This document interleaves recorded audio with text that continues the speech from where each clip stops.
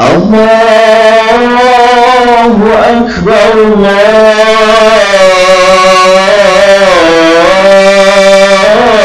Allahu Akbar. Asyhadu an la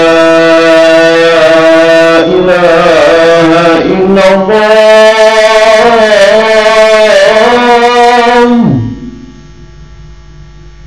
Asyhadu an la ilaha illallah.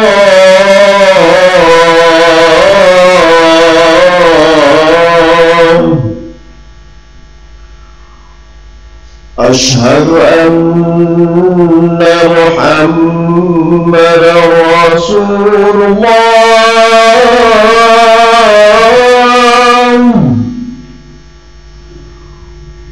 Asyhadu anna Muhammadar Rasulullah.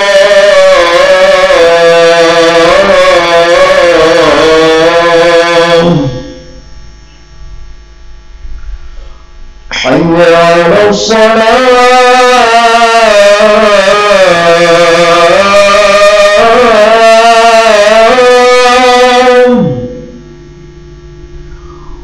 Hayya 'alas salat.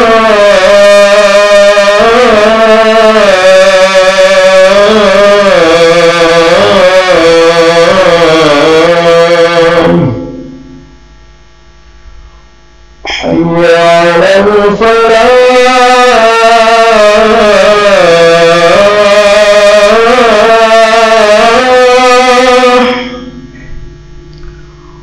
Hayya 'alal falah.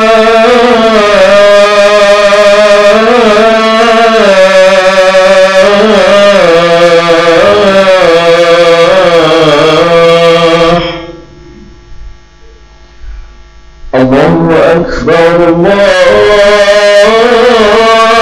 Akbar. La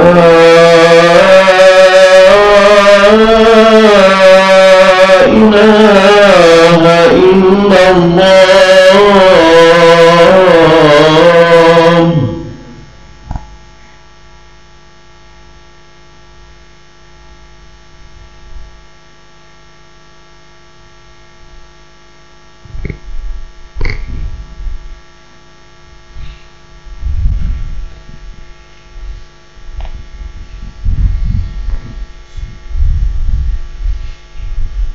Alhamdulillahil qail, ya ayyuhalladzina amanu in ja'akum fasiqun binaba'in fatabayyanu an tusibu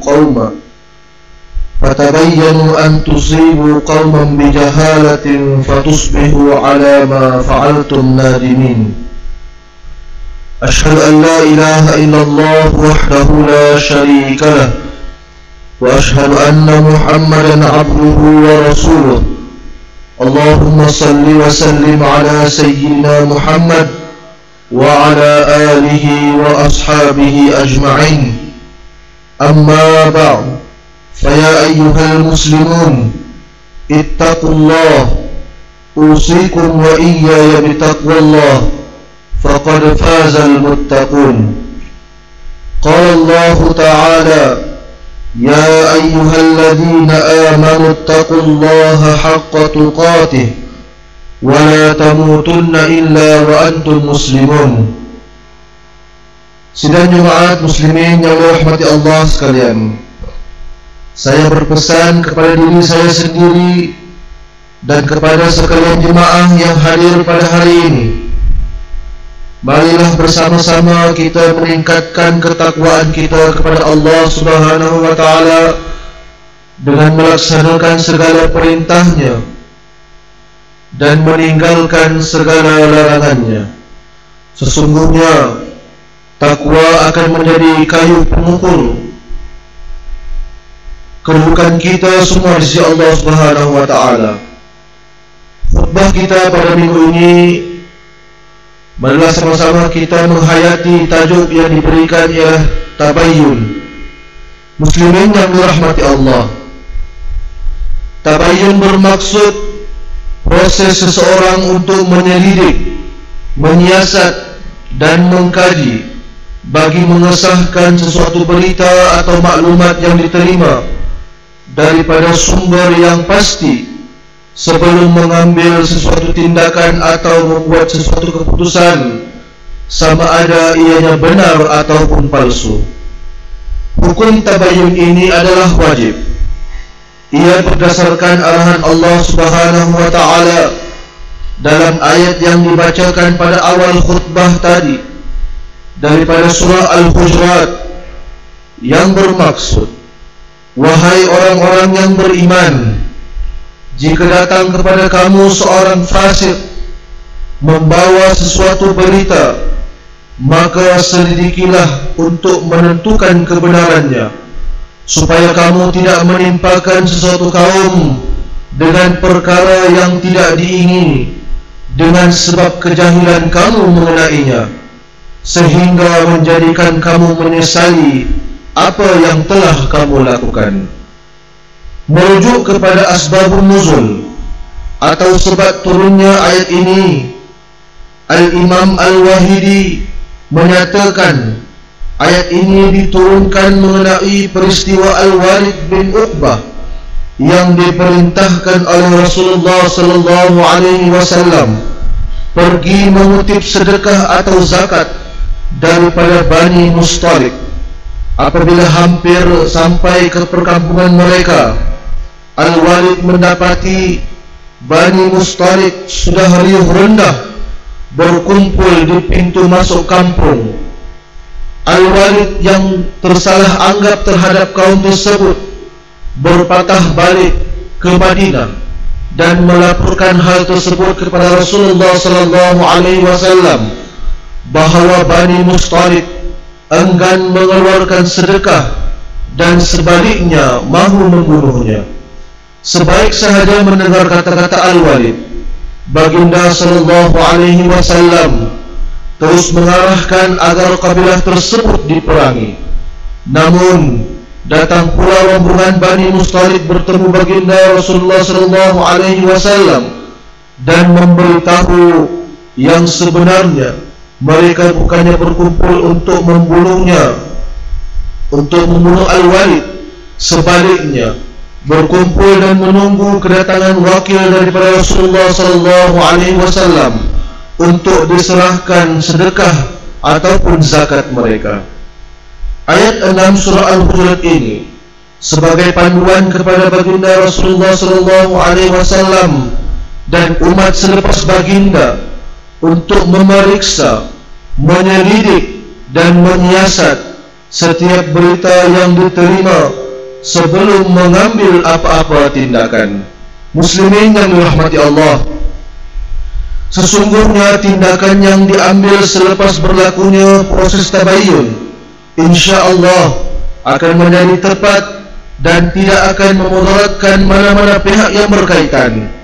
Apabila keadaan ini berlaku, maka masyarakat akan aman damai dan sentiasa bersangka baik antara satu dengan yang lain, menjadi intipati kemajuan dan kesejahteraan sesuatu ummah. Begitulah juga sebaliknya, jika proses tabayyun atau siasatan menyeluruh tidak dijalankan, maka sudah pasti tindakan susulan yang diambil tanpa usul periksa itu akan menghasilkan keburukan, ketidakadilan, pertelingkahan, perceraian, permusuhan, malah mungkin boleh menyebabkan peperangan. Sebagai contoh, berita yang dibawa oleh orang-orang munafik yang menghebohkan berita fitnah bahawa Sayyidatina Aisyah, istri Rasulullah sallallahu alaihi wasallam, telah berlaku curang terhadap Rasulullah sallallahu alaihi wasallam. Begitu juga ibu bapa yang terburu-buru menyerang sekolah, jika dahulu membawa parang, sekarang ini membawa peguam, atau membuat laporan polis apabila anaknya memberitahu bahawa dia digantung sekolah tanpa alasan, sedangkan si anak lelaki itu kaki samsing, pembuli dan kaki ponteng sekolah. sudah berpuluh hari tidak hadir. Selain itu juga, banyak lagi contoh dalam kehidupan kita seharian berkaitan hal-hal yang memerlukan tabayun. Jika tidak dilakukan, kesannya hingga mengakibatkan perpecahan hubungan suami istri, permusuhan adik-beradik dan sebagainya.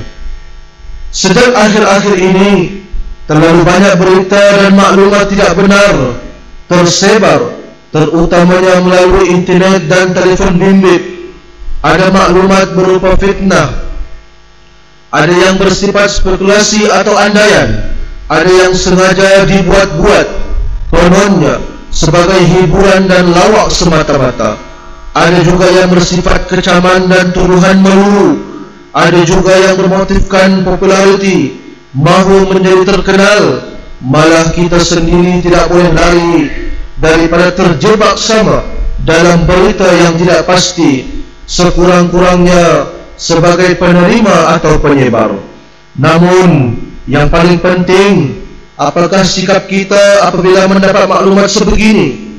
Adakah kita akan mempercayainya terus-menerus tanpa unsur periksa?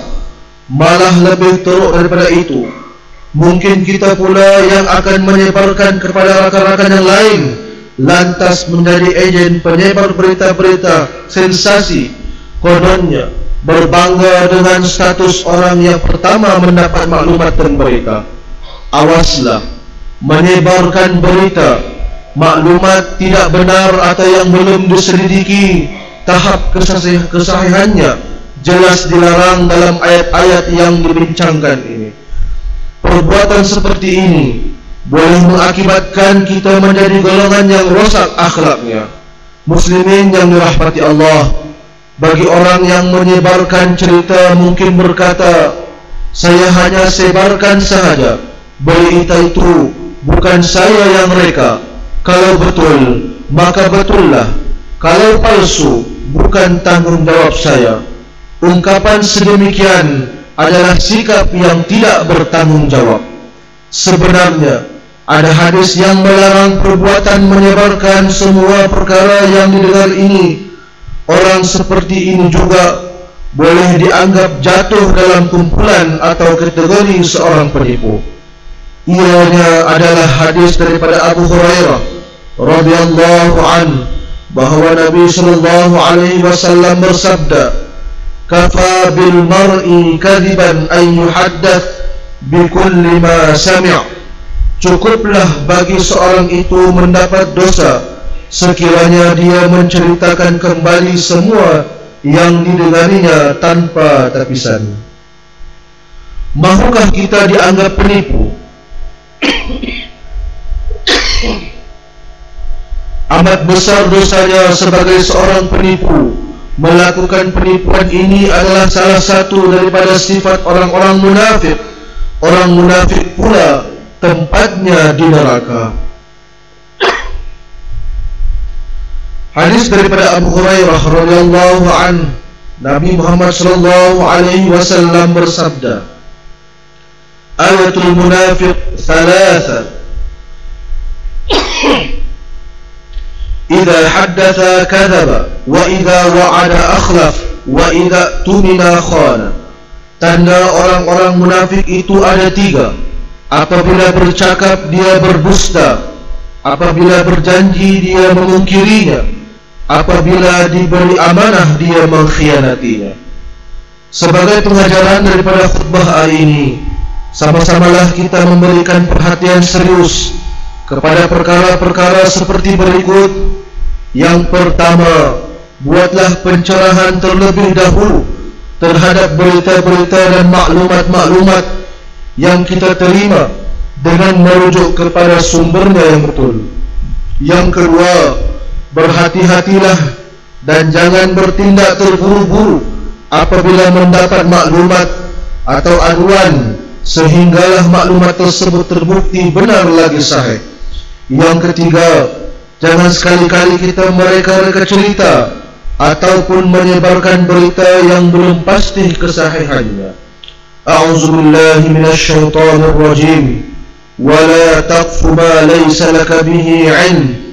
inna as-sam'a wal basara wal fu'ad kullu ulaika kana anhu mas'ula.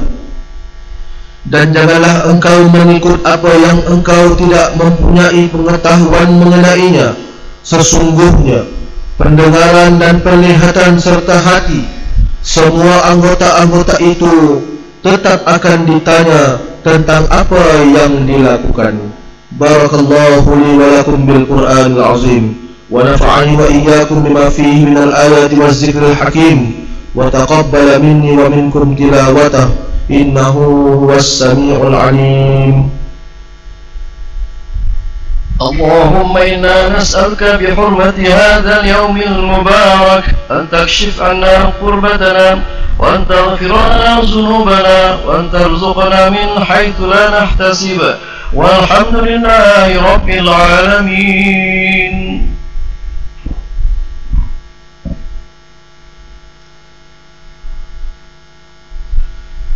الحمد لله الذي جعلنا من المسلمين ورزقنا من الطيبات. أشهد أن لا إله إلا الله وحده لا شريك له، وأشهد أن محمدا عبده ورسوله. اللهم صل وسلم وبارك على سيدنا محمد وعلى آله وصحبه ومن تبعهم بإحسان إلى يوم الدين. أما بعد، فيا عباد الله اتقوا الله فقد فاز المتقون. إن الله وملائكته يصلون على النبي يا أيها الذين آمنوا صلوا عليه وسلموا تسليما. اللهم صل وسلم على سيد المرسلين، وارض اللهم عن أصحابه وقرابته وأزواجه وذرياته أجمعين. اللهم اغفر للمسلمين والمسلمات والمؤمنين والمؤمنات الأحياء منهم والأموات، إنك سميع قريب مجيب الدعوات ويا قاضي الحاجات.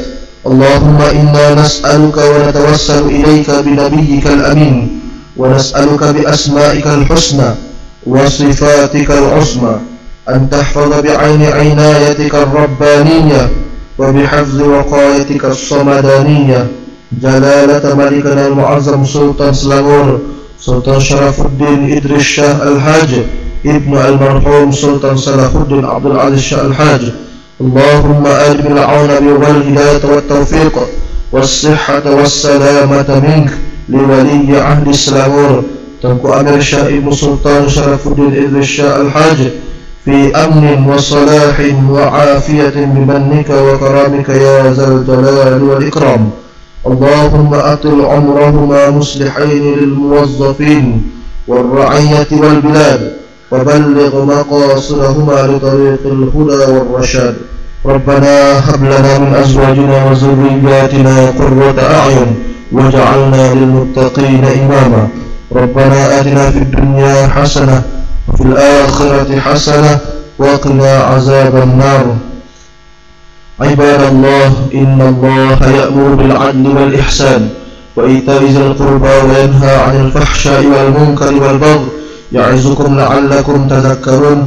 واذكروا الله العظيم يذكركم واشكروه على نعمه يزدكم واسألوه من فضله يؤتكم ولذكر الله أكبر والله يعلم ما تصنعون.